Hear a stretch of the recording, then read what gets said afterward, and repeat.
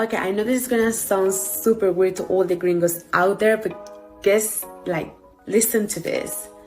Yes, you can call us mi amor, you can call us bebé, mamacita, but this is overrated. If you are dating a brown skin Colombian woman, baby, you can call me mi negrita.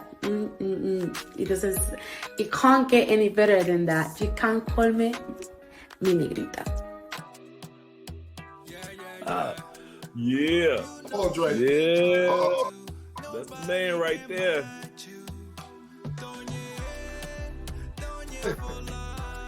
Can you hear me, brother? I can hear you clearly, brother. Listen, I'm gonna let you see this quick intro, man. You missed the good part. So the people are in. Guys, y'all give me a few minutes. We got Dre from Love Crossing Borders in the house. We're gonna have a very comprehensive show tonight. Might be one of the most comprehensive shows because many people talk about it, but Dre is gonna be about it because he's living the experience. So we want to give men options, Dre, because men are living in a time where they feel that their options are limited. We're not talking about Raekwon and man. We're talking about good, hardworking brothers. We're not talking about men that are derelicts, but we're talking about salvageable men that are honorable, men that are respectful, men that have put in the work. White men, black men, all men that are looking for options outside the contextual framework of marriage. Now listen, you and Andrea were getting in so good on this dance, man. I want to let the folks see how good you move on feet, man. Y'all watch this real quick, my man Drake, while I adjust this camera. Hold tight. Yeah. You don't even try to. Nobody can match you. Don't you for love. Sexy mind and body. You already got me now. Loving you madly. Girl, you might be matching your body. She know even trying, she got it. I'll be here beside you. Anything I got you. You know play. Stop and drop it, man. I just want the audience to see that swag, that Dre swag, man. I gotta get this camera ready, man. As soon as I get this camera ready, I'll turn it on, man. But you know, Dre, it's a pleasure to have you on the stream, man. You know, much love and blessings, man. You're a good brother. You and I have talked in the background in the past. And Dre, we're gonna dispel some of the myths in the early part of the show, but this show is gonna be very comprehensive. I got a lot of questions, man. And I'm gonna let you be the proctor. You're gonna be the liberator for those men of all ethnic hues, but especially men of color that are looking for resolve in a time where an average man, an average black man to be exact, can't even get a modicum of decency and respect. Now we're gonna start the questions by asking you these questions up front, and then we're gonna get right into it. Do Colombian women prefer older men? Because many times, Drake, people say, well, you just going over there, you guys to date them younger women are pedophiles. But you know what? I'm going to do a show at some point, and the title of the show would be, did Adam have a young Eve? Because if you look at it chronologically, you know, Adam was years older than Eve.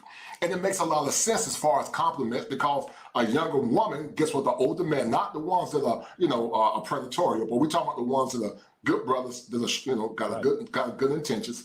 And it makes a lot of sense because he gets a younger, tighter, fitter woman, and then she gets a man with status, money, and, you know, and wealth and resources, something that can be beneficial and complementary to them both. But, you know, so many people are trying to shun men, and they don't understand that, you know, older men, younger women is nothing new. My granddad was about 6, 7 years older than my grandma. My mom and their dad, they were like 7 years older. And the average in the past was about a 10-year difference. And so when you got a man that's on his square, he's on his up and up, and he got money and resources, it's a perfect compliment if the man is not predatory, if the man is not controlling to the point.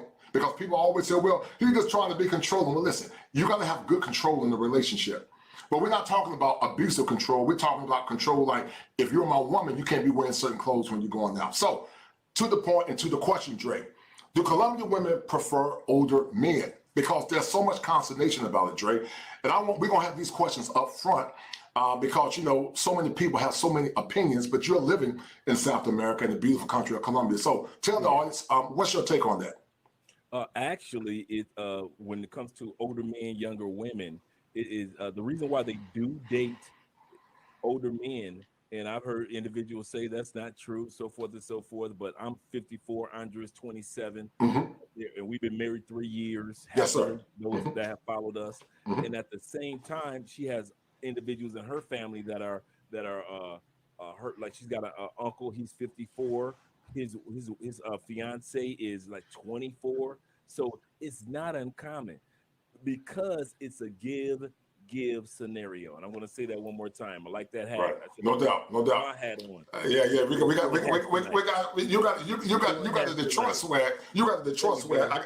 I got that Tar Heel swag, man. There we go. But go ahead, Dre. Go ahead, brother. It's a give scenario, meaning that when a man has a younger woman, ladies, you got in the audience, you have to admit this, that he has the opportunity with the younger woman to not just have a child. I'm going to say that one more time. Not just have a child, but to have multiple children. Right. He has the opportunity to sit back and say, if I want 3 and 4, I can do that with somebody that's 28, 29, compared to somebody that's 38, 39, to where he might be able to just have one. And we know that society, anybody over that may not be over 38, 39, has not been known to have 2 children. So if a man wants to have that, so that's a give for him. The other give for the man is if that person is mature. For example, my wife is an old soul. She acts like she's in her 40s and her 50s compared to her age. So a lot of times women in the States make the mistake and think that because chronologically that person is young, that women in the States act young in their 20s, that women around the world act young in their 20s. And that's not necessarily true. My wife graduated college with her 4-year degree at 22 because here in Colombia, there is no 11th grade.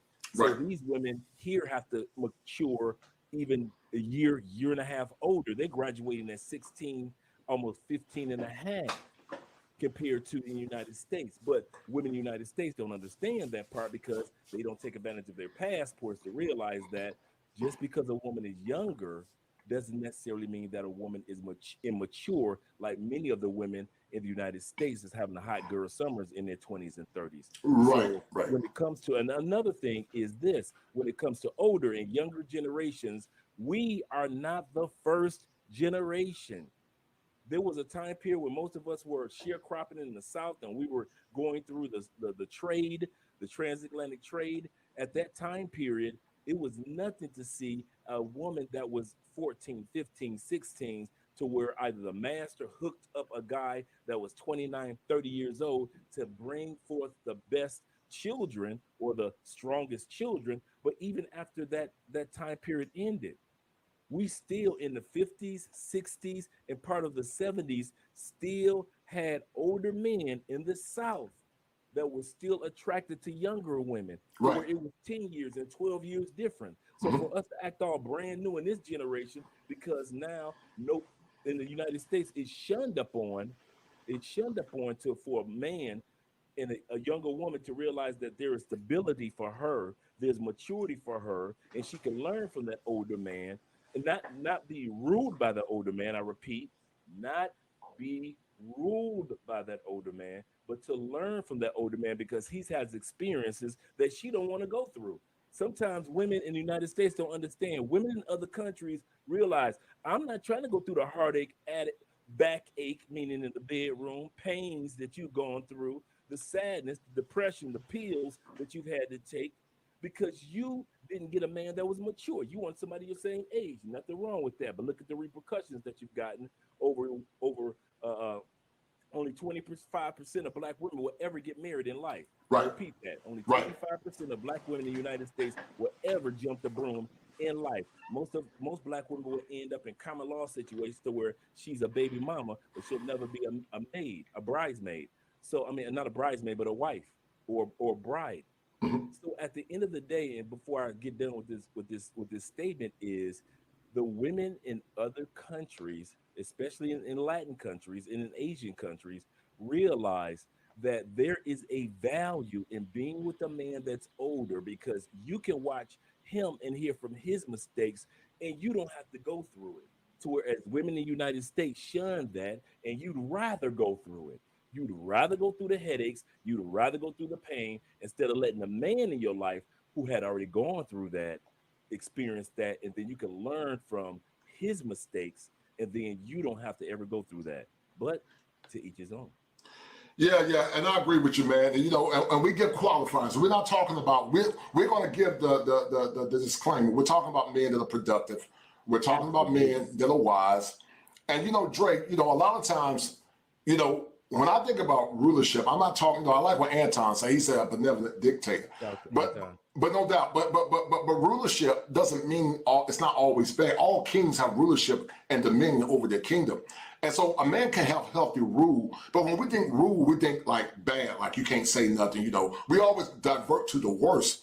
But what people don't understand, Dre, that good and healthy control is not only vital for the family and the home, but also the community. But it's safe to say that many people are devoid now because they don't have healthy control. You know, happy wife, happy life is control. Mama knows best is control. I'm going to do what mama say is control. And because of that, Dre, you know, because a lot of men do what mama say, you know, they sit at home, Dre, looking like this.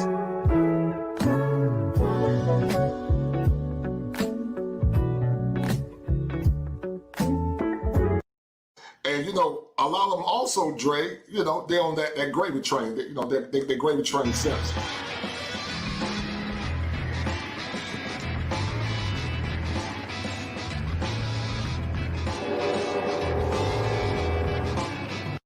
Yeah, gravy train sipping, saying good googly goo. And you know, these conversations are important, Dre, because you know, Dr. William Glasser talked about 5 tenets to helping men become better versions of themselves. Dr. Glasser talked about power, fun, freedom, belonging, and survival. He said that those elements were essential to helping a man have something called or get his needs met.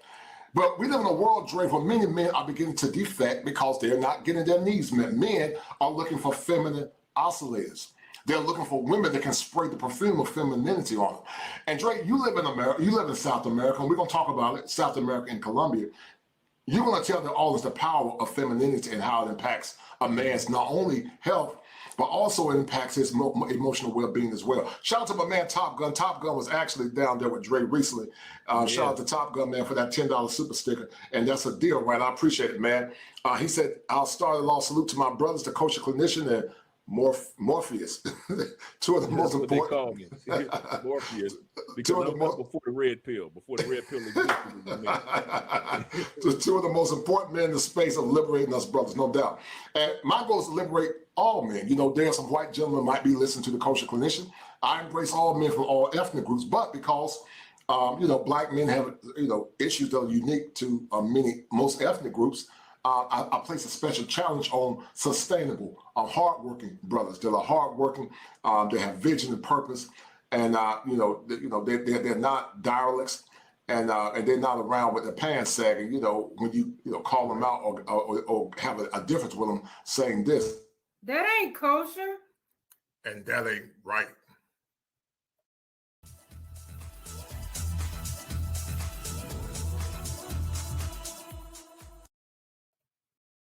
Say, Yeah, we can't on balls on my mom. They be broken balls. Kill some of my mom, bro. They back you like that's on my monkey. That's on my monkey. That's on my monkey.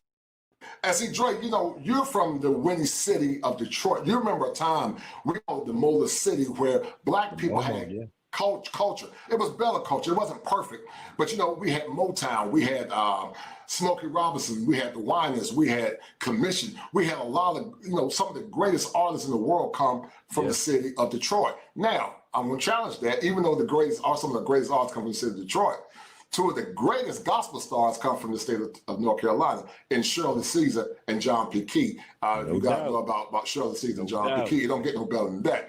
But another question I want to ask you, Dre, and also to the 47 that are watching, guys, get the likes up, please. As you guys have seen, I put a lot of time in this show. I put a lot of man hours putting the graphics together, making sure you guys have a very pleasurable experience. You know, Dre, you're a content creator, and I don't think people understand, and I say it all the time. You know, I've heard some brothers say, you know, we don't support male content like we should. We don't support it like we should, man. And, you know, you do a lot of good work, man. I strive to do a lot of good work and give it from a clinical perspective. But we need to start supporting male content. You guys will continue to see good quality content.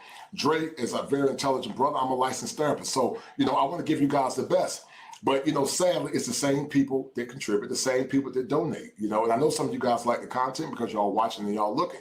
So if you like what I'm doing, if you like what Dre is doing, go subscribe to Love Crossing Borders with Andre and Andrea, but also support the channel And also hit me up at Cash App $7 Smalls, because these shows are very time consuming, and I want to make sure you guys get the best. You know, I put my time in. I want to make sure you guys get the best. The next question is this, Dre. Do Colombian women only want American men for green cards? People always defect, right? They always defect, Dre, to the most damaging or the most incriminating response when Black men travel and when Black men want you for money, like all women want men for money, or they say they only want you for a green card. What's you about this proposition? Okay, I got three answers. Do Colombian women want you for green cards? There are some. Yes, there are some. But for the most part, when it comes to Colombian women, there are three things that they want when it comes to comparing the United States to their own country. First of all, you have to realize Colombian women has the three F's. First one is flag. They have their own flag. They have their own culture. They have their own representation. If you want to see a country that loves their flag, come to South America and see Brazilians with their flag. Come to see Colombians with their flag. Come and see people from Ecuador and Uruguay and Paraguay, those Black people in Chile and in Argentina with their flag. Just the flag alone. 2F is family.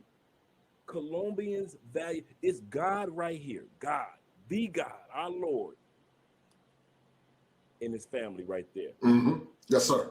A lot of Colombian women will go to America, get there and say, I'm out. Why? Because my family is not here. See, we think because we don't value family the way that the rest of the world does, and we value the other F, finance. Once again, we value finance.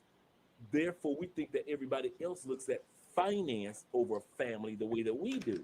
Right. That's not necessarily true. A lot of countries in Central America, go to Central America and see how much they love their family. And even if they go to the States, they're still sending money back to their family. They're still building a future house or buying property so they can be, when they retire in the United States, they ain't hanging out in the States like we do. Oh no.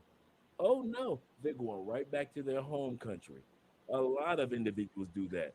Now, are there people from other countries want to see the Statue of Liberty and the land of freedom and so forth? Yeah, there are a lot of people that try to cross the border. We see that in Mexico all the time.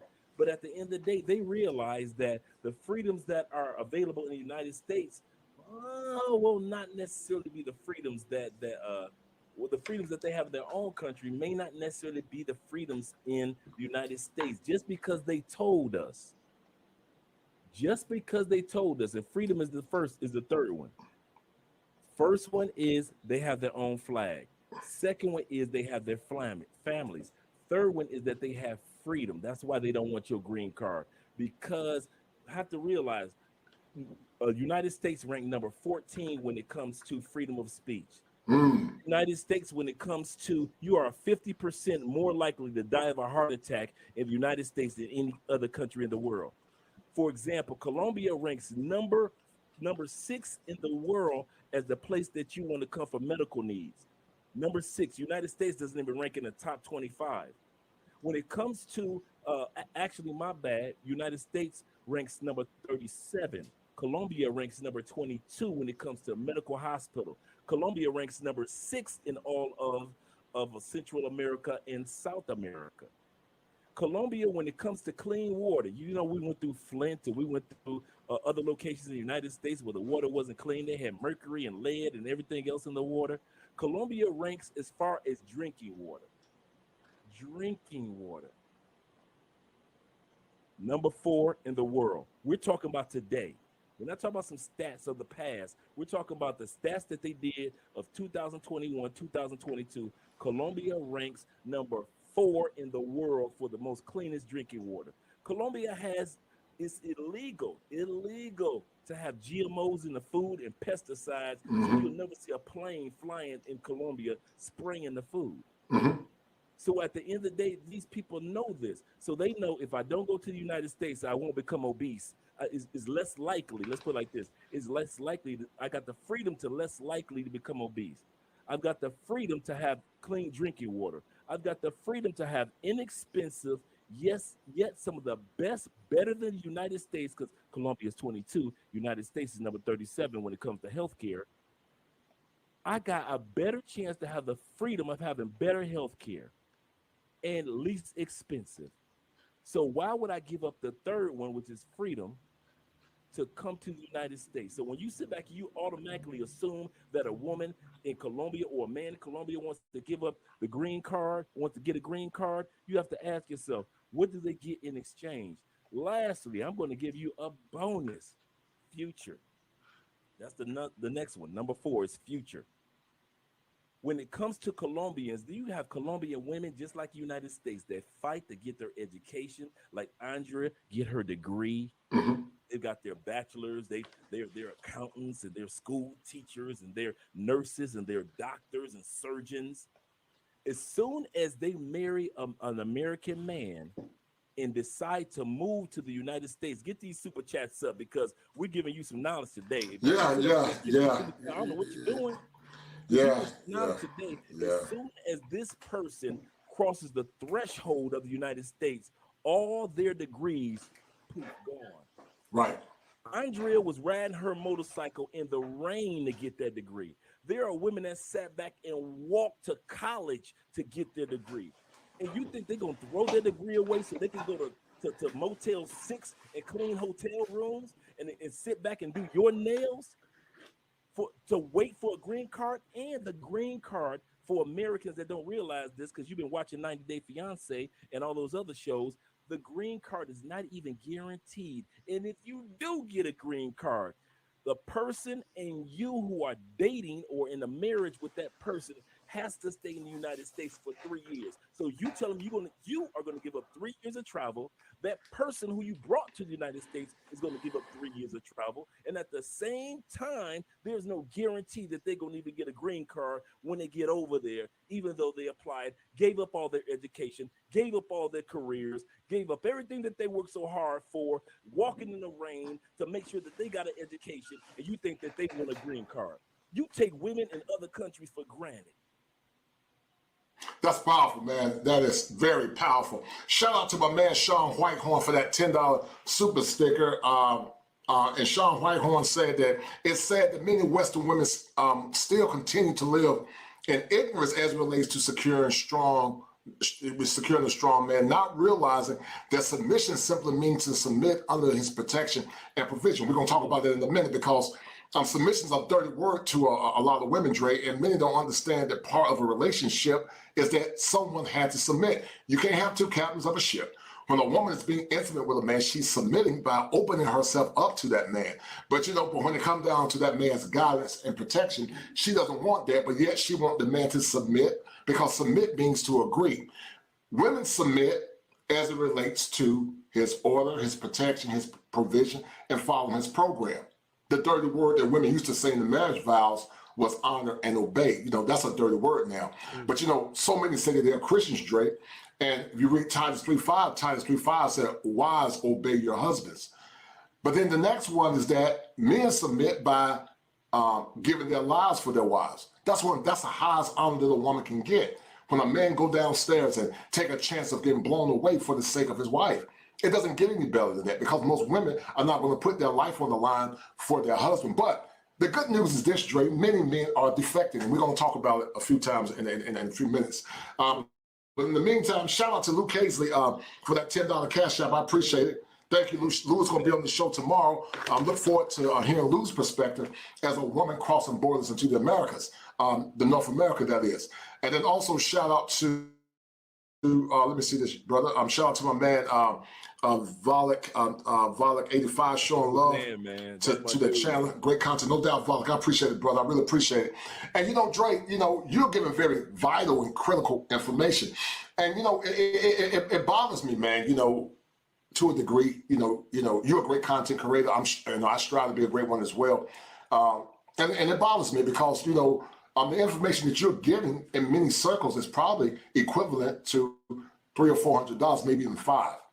You're giving good information. When I do what I'm doing, it's good information, almost like a free consultation to say the least.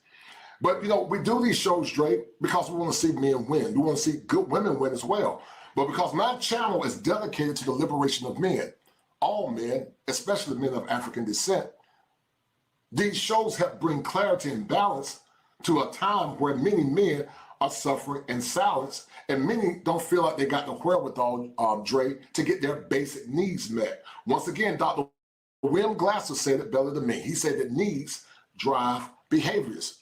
And he called it reality therapy. He said when men are not getting their needs met, when people don't get their needs met, they tend to have bad behaviors. The next question is this, Dre. We're gonna get the good stuff up front. Another fallacy is that American men take advantage of these poor, wretched women. What's your response to that? Okay, here we go. I think the mistake that no, it's not a mistake. First of all, women in the United States have been programmed, and men in the United States have been programmed to think that we are the only ones. I could put out a list of only ones. We're the only ones that's financially stable. We're the only ones that have freedom. We're the only ones that have healthy health care. We're the only one. We've been programmed to think one thing and one thing only. We're the only ones. We're the only ones that have freedom to vote or democratic society. We always have been programmed to think we are the only ones. Stop the cap. If you want to realize anything, and Luke Hazen can attest to this tomorrow, that the United States is not the only ones. When you have your passport, you start, one of the first lessons you learn, it is the United States is not the only ones. The only ones with a Sam's Club, the only ones with a Costco, the only ones with the Dollar Tree, the only ones with the whatever it is, outfits, clothes, computers, whatever it is, with knowledge, insight, with women that are progressing around the world. We sit back and we talk about the progression of women in the United States, but you act like you're the only ones. Right. The irony of it is, in the United States, is you are you talk about women in other countries that have educations and degree, and they're in the medical field or in whatever progressive field, or if they're in STEM, which is science, engineering, mathematics, as well as science, engineer. I'm forgetting the other one of STEM. So correct me if I'm wrong. But my point is this. Did I say engineering? Okay, I hope I got it right. But my point is this. You take your sisters, your fellow females for granted in other parts of the world. Right. At the same time, you're paying $3,500, $200, $300 a month for the back payment that you owe because you didn't get a scholarship for your degrees. You just got as much as a Pell Grant. So now you owe this. Yes, you make $100,000 a year, but the amount that you pay back in Pell Grants is eating alive your little $100,000. But you ain't gonna tell that you won't tell that to your sisters in other countries that got a degree. You won't tell that to the German black women that got a degree where education is free in Germany. You won't tell her the fact that you sit up here and you almost going broke because you making payments again. You won't tell them the fact that because of your college degree, you're still making payments. You're just like Barack Obama and Michelle, to where they finally paid off their college debts in their late 40s. You're not going to tell the German women and men that, are you? So when I say women are progressing, I'm progressing around the world. So the question in regards to what you asked the statement of in regards to how women act. Let me you know what? Let me make sure I'm clear. So give me the question one more time.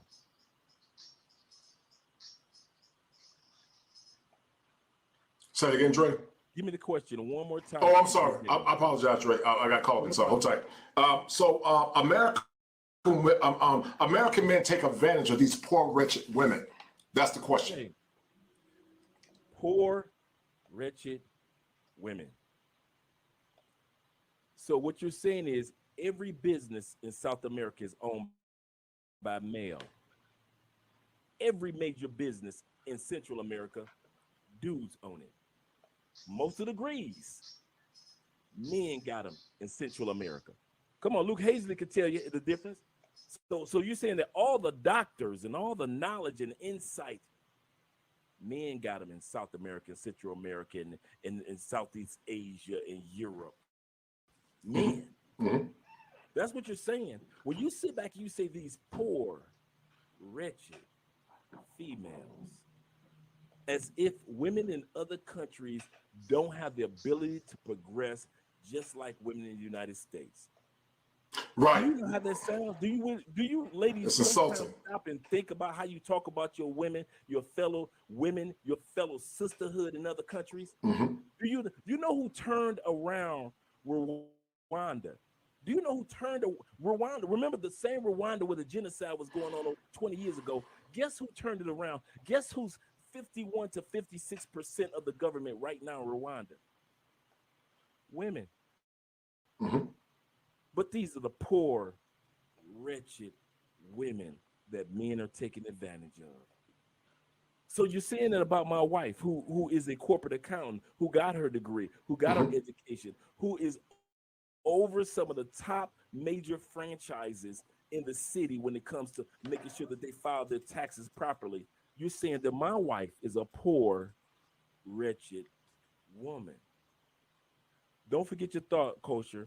At the end of the day, you ladies are willing to throw other women in other cultures under the bus so you can feel better about yourself. Yes, sir. Only Powerful. reason you say what you say. You Right. think that we all go for bottom feeders. You think we all go into the barrios of Brazil. You think that we all go into the zone 1 in the poor areas of Colombia and Mexico, and those are the only people that we ever date. We don't know female college professors. We don't know females that are lawyers and attorneys and like here in Cartagena. The first person I dated in Colombia was the female that was over the Department of Transportation in Bogota, which is the 16th largest city in the world behind Chicago. A woman. Mm-hmm. Not a poor, wretched woman. And people don't understand, Dre, or neither do they understand that, we tend to encapsulate or more or less assume that, even though Brazil is a third world country, I was in Brazil, many times, Dre, they have infrastructures that parallel or superior to ours. Those countries might be third world on the GDP, but those countries also have women and men that are doing very well. The healthcare is fairly good, especially for those that got money, and it's a powerful experience, and that's why I advocate for men to world travel. I told people, Drake, that there are 7 steps that a man must go through in order to become optimized, and world travel is one of those key elements that's paramount to the function of a man. Once a man begins to travel abroad, he's no longer a victim of a condition called ego dystonia. Ego dystonia basically means, or it's a technical word for saying ego that's in distress. But when men go to, South America, they go to Africa, they go to countries where, there's what's called a better patriarchy, or what I call a kosher patriarchy, the men get a better return on their investment. They get a better return in cooperation. They get a better return in respect. And, we live in a time, Dre, where many want men to come to the table and give their best, but many are subpar. And that's why we have these conversations. You are a man living in Colombia, coming from Detroit, Michigan, now living in Colombia, living your best life. And guys, this is going to be a great show. I promise you, it's going to be real good. It's going to be very comprehensive, because I might even make this show private, because I'm going to give you guys the blueprint, because it doesn't get any better than a man that lived in America but ended up marrying a Colombian woman. Now, the next question, Dre, I think I asked you, these are the questions up front. I got a lot of questions for you. Go ahead, brother. Take your time. Men that date younger women lack game and are predators. What say you? Because the PUAs will say, they'll say, you're predators, you don't have no game. I'll say this, that in other countries you don't need any game. Right, you don't need it. I said this, I was doing a consultation yesterday, And one of the things I mentioned, and it just came out, and it was absolutely correct. In the United States, I'm going to repeat this a couple times. In the United States, men are groomed to be peacocks. Mm-hmm. In the United States, men are groomed to be peacocks. Mm-hmm. Outside the United States and UK and anything that has to do with the West, as far as Canada, men are groomed to be eagles. In the United States, men are groomed to showboat. I got the best car. I got the most money. I got the Women could sit down at the table at a date. What do you do? What do you have? Where do you go? What have you been? What have you accomplished? What's your degree? And his feathers get bigger and bigger and bigger as a peacock. And he could talk it as a peacock. Then a man has to cross the borders to other countries, Central America, South America, other locations. And women look at you like one thing. I don't care what you got to say. What can you do? You are expected. I'm expected to be an eagle. Doesn't matter how I dress, no matter what type of car I got. Yes, we have a nice truck and everything. We live in a nice neighborhood. Doesn't mean anything. Andre expects one thing from me and one thing only. Can you be an eagle throughout a relationship? That's what's expected of me. So when it comes to these women in other countries, your expectations with younger women, they are expecting you to be an eagle about yourself. Can you pay the bills? No, not some of the bills, player. In other countries, the hypergamy is expected. If you go to India, you are expected to pay all the bills. Go to China, you're expected to pay all the bills. Come down to South America. I don't care if you're standing out there washing windows and the lady, your girlfriend is sitting there with your child on the side of the curve. You are expected to be an eagle with the squeegee in your hand. But in North America, you could be a peacock. You could pretend that you're a man. Oh, you can pretend you're a man. But when it comes to being an eagle, you're not expected to be an eagle. You just pretend to be an eagle, but at the same all the time, you're just a peacock. So yeah, these women expect you to step up and be the man that you're supposed to be. You know, there's an old saying, Dre, that with fair exchange, there's no robbery. And it's probably safe to say, Dre, that there's fair exchange in South America. We're going to talk about it in a minute. But in the meantime, I'm going to give a special shout out to I think it's Gregory Scott. Let me get him real quick. Let me get my man Gregory Scott. I'm trying to do. All right, shout out to Barry Hamilton. He says, shout out to Coach and Clinician and Andre. A great session tonight, no doubt, brother. I appreciate it, man. Shout out to my man Barry Hamilton. And then also shout out to my man Gregory Scotland. Thank you, Gregory Scotland. Good brother. Coach, this is a great conversation because there are voices who want to push back against them. And you're correct. That's why I'm doing it. Push back against the SYSBM, especially those that see it as undermining the Black community. And Dre, that was a perfect pose by Gregory Scotland. We're going to get right into it because I will argue, and I'm sure you agree, there is no Black community. It's gone. It's dead. It's done. Yeah. And, you know, we saw it, Dre, in these last elections where many didn't vote for family. They didn't vote for the advantages of good Black men. They voted for themselves. They voted for power. And so SYSBM in its purest point might have some points I don't necessarily agree with because, you know, but overall, I like the concept. It basically means save yourself. Save yourself and do what's best for you because many are doing what's best for them. Shout out to my man Gregory Scotland for that. And that's a $20 super sticker. And that's a deal, right? And Gregory Scotland, you are the new sponsor of this show. And thank you for the $20 support. You are the current sponsor. Now, the next question, Dre, is this. This is what we call gaslighting. You know, we call it gaslighting. And also, Dre, we call it egocentonia.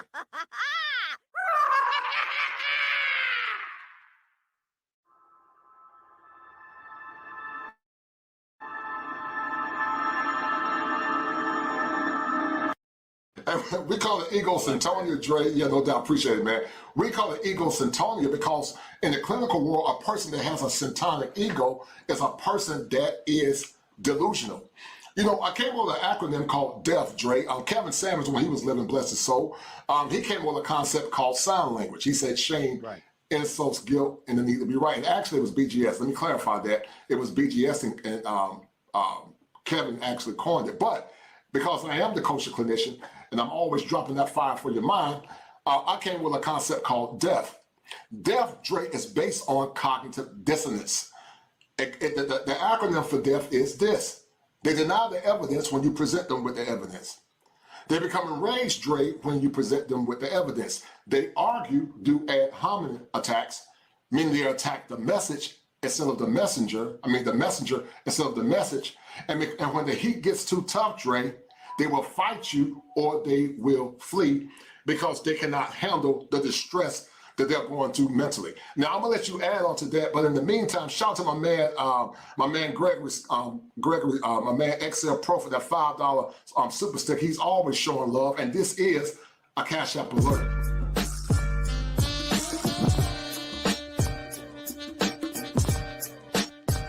It's the money.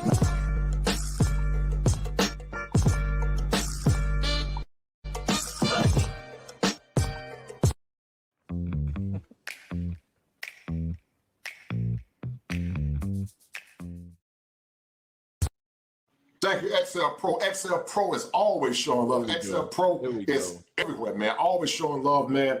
But here's another shaming tactic that many use, Dre. And you know, Harriet Tubman said it better than me.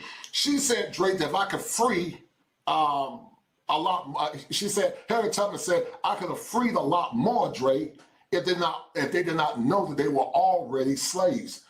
A lot of men, Dre, are actually mental slaves. They've been conditioned to defer power instead of demanding power in relationships. And I got a lot of questions. We're gonna get into it because in Colombia, the men demand power and they get it.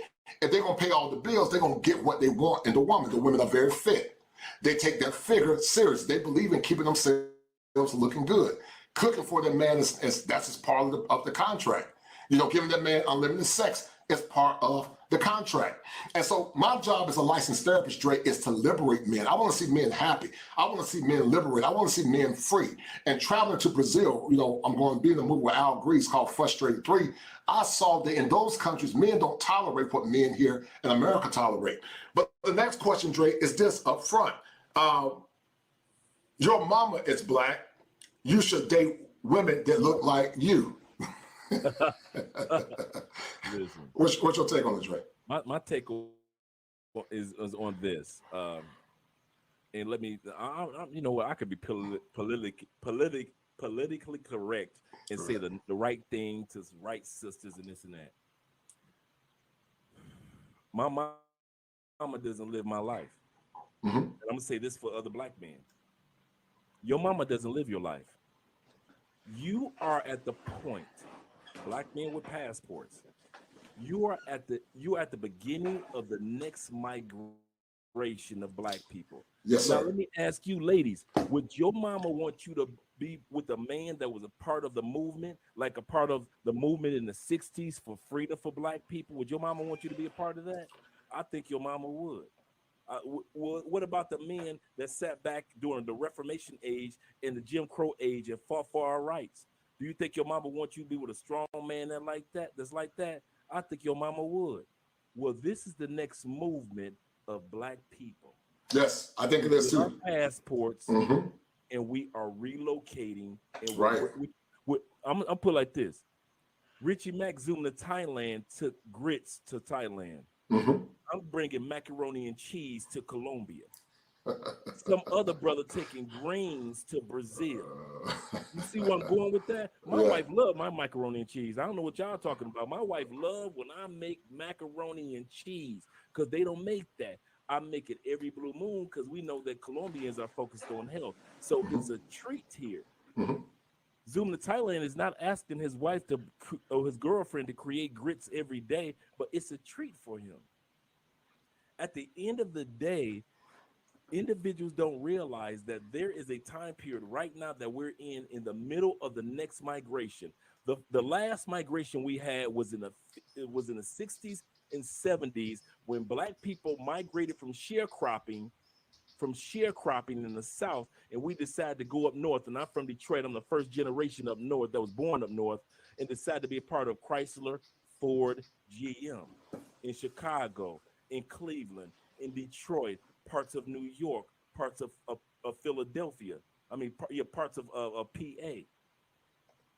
So now, years later, God said, hey, I want to see you to the next migration. Really? But this migration is going to be outside the country. And a lot of people are going to misunderstand you, just like all those Southerners misunderstood the brothers and sisters that went up north. You'll be back. Right. I like Same that. language. The same language. You'll be back. Why are you heading up north? Why are you going to Michigan? You know there's white people. You know this and that. Same language. You know, brother, if you go to another country, this. Brother, sister, if you go to another country, that. The same language. So when they sit up there and they talking about, well, you know, your mama black and your father was black. My mama migrated. Let's be real. My daddy migrated. My daddy migrated from Tennessee. I'm just like my daddy. My mama migrated from Alabama. I'm just like my mama.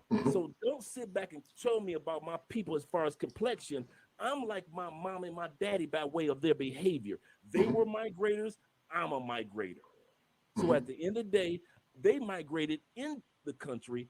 I migrate outside of the country. So now black people that are Afro-Americans are going to own land. Guess what? In Colombia, in Brazil, own property in Portugal, own property like our brother Ludacris, who got his citizenship and married and got his health on track and got his mind right. In Africa.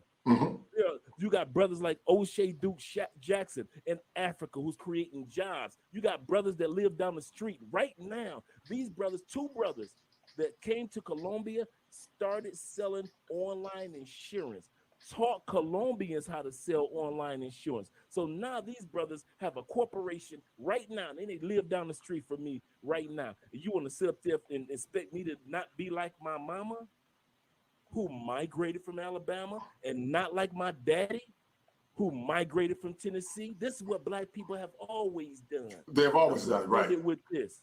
You talked about Harriet Tubman in regards to her freedom. I'm going to talk about Booker T. Washington in regards to freedom. I love one of my favorite autobiographies. Booker T. Washington said we was in a plantation, we was in the fields, and all of a sudden Master called everybody to the front of the porch, and all of us slaves was out there, about 200 people. He said, and Master, he said, I'm a kid. I'm about 8, 9 years old. He said, I don't know what's going on. He said, I'm holding on to my mama's arm. He said, then Master said, y'all all free. He said, they done set y'all free. Y'all can do what you want to do. He said, all of a sudden, I look around and everybody's crying. Ain't nothing but tears everywhere. He said, I pulled on my mom's arm and said, Mama, this Booker T. Washington, the Booker T. Washington, Tuskegee Institution Booker T. Washington. He said, I look at my mom and say, Mama, why you crying? Mama looked down at Booker T. Washington and said, baby, because we don't know where we're going to go, and we don't know what we're going to do. The number one reason why some of y'all don't take advantage of your passport and the life that God is trying to give you right now is because you don't know where you gonna go. Yes, sir. And you don't know what you gonna do. You just like the rest of them brothers. As long as you can stay into the slavery of the matrix, you will stay locked up. Yes, sir. The United States would free Yes, sir. Yes, sir. The plantation of the United Snakes of America would set you free and give you a passport and tell you that you can live in anywhere in the world. United Snakes. You would sit up there and you would cry just like them slaves did back then. Right. You would sit up there on the day of your freedom and you cry because we don't know where we gonna go and we don't know what we gonna do. Right. And you know, the thing about it, you know, men, God has sanctioned men to lead. It's in our DNA to lead. You know, you and I are recipients. You and I, Dre, are actually winners because we were the last of the sperm cell that made it to that egg. So if you're a man living in America, you are a winner. You are a conqueror because you outlived billions of sperm, millions of sperm that tried to get to that egg. So if you are living, if you have your breath, you have your voice, then men, you are a winner. but you got to take advantage of it. Mr. Palmer said, you're going to change the law in your mind. And, I'm going to tell you something, Drake, just like there were naysayers when Harriet Tubman was trying to lead a lot of slaves to freedom. Like Dr. King said, I've been to the mountaintop and I've seen the promised land. And it's a better land and a better oasis for men if they learn and understand how much power that they have. But, we live in a world, Drake, where subpar women want top-tier men, but they're not willing to give anything in return. They want the benefits of a traditional relationship while they remain very modern. Everything with them is always conditional. Another great country for men to travel to is Burundi. The women there are they're hard workers, they're beautiful, and they're very feminine. And, this conditional femininity to say, well, if you work hard, I'll be more feminine. But see, those women are just feminine because that's who they are. And part of it, too, is because they have balance and they have structure and they have order. Shout out to my man, Golden Child 325 for that $5 super stick. He said, if a good black man can't find a good woman in the United States, what else is he supposed to do? Is he supposed to wait around and be a cleanup man to some baby mama? Yeah. And people get mad, Drake, when you talk about that. But men are looking for good outcomes. Men that work hard, they went to school, they study hard. No man should have to be the recipient of subpar behavior. There was a time, Drake, when women of the past that had kids out of wedlock, they were very humble women because they knew they had at least one child. It impacted their sexual market value. But you got chicks that got 3 and 4 and 5 kids by different men, and they said we're a package deal, and they come with the attitude. And on that note, Dre, I want to ask you a question. Is there a femininity crisis in America? Is there a femininity crisis in America? And we're going to compare and contrast femininity in South America compared to femininity here in America. And we know that, listen, everywhere you go, women got issues. Women in South America are not perfect. They run game just like all women can run game.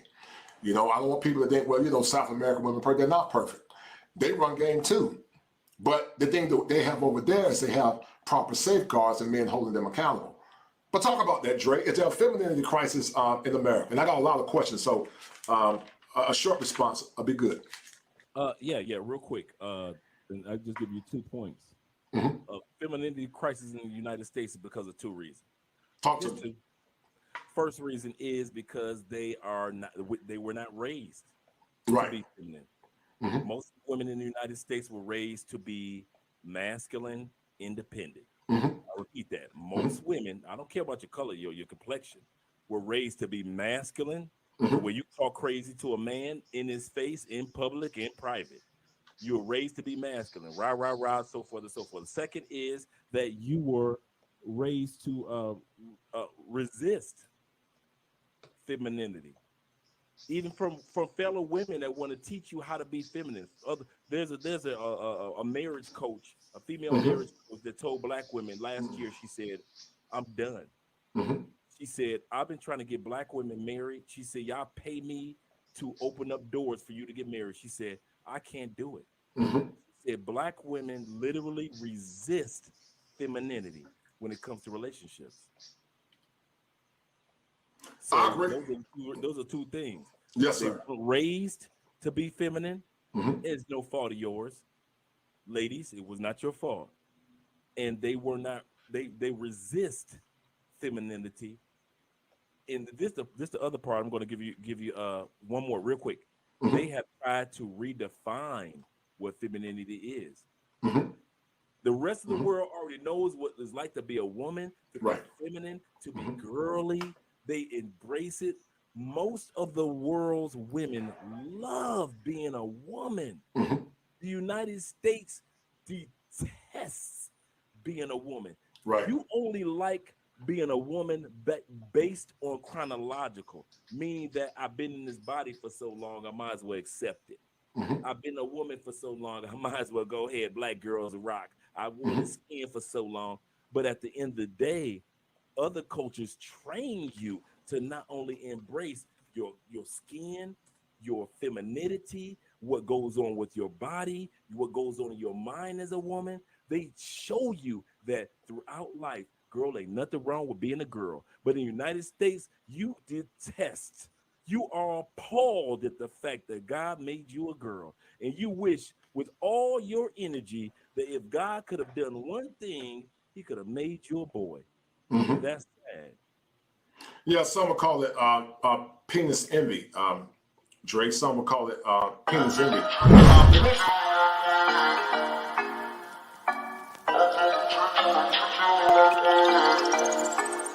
4 in the morning, you got me up, all 'cause you need to talk. To 4 in the evening, wanna break up, say that you've had enough.